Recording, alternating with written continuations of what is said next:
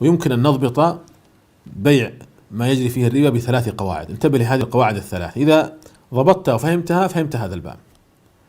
القاعدة الأولى: إذا اختلفت العلة في الشيء الربوي فلا يشترط لا التقابض ولا التماثل. لاحظ، اختلفت العلة، لا يشترط لا تقابض ولا تماثل. مثال ذلك: بيع بر بأوراق نقدية.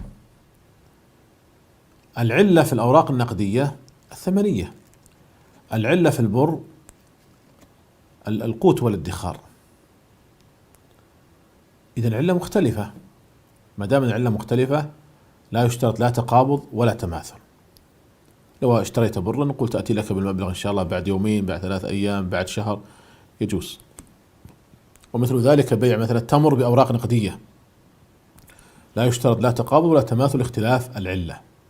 القاعدة الثانية: إذا اتحدت العلة في الشيء الربوي مع اتحاد الجنس، اتحدت العلة واتحد الجنس، كتمر بتمر، شعير بشعير، ذهب بذهب، فيشترط في جواز بيع بعضه ببعض شرطان: التماثل والتقابض في المجلس.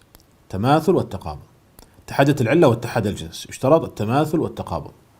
القاعدة الثالثة: إذا اتحدت العلة واختلف الجنس،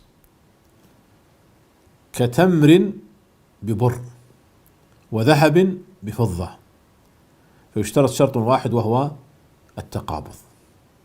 يشترط شرط واحد وهو التقابض ولا يشترط التماثل. إذن القاعدة الأولى: إذا اختلفت العلة لا يشترط لا تقابض ولا تماثل. اتحدت العلة واتحد الجنس يشترط شرطان: التماثل والتقابض. اتحدت العلة واختلف الجنس يشترط شرط واحد وهو التقابض. فإذا ضبطت هذه القواعد الثلاث ضبطت هذا الباب.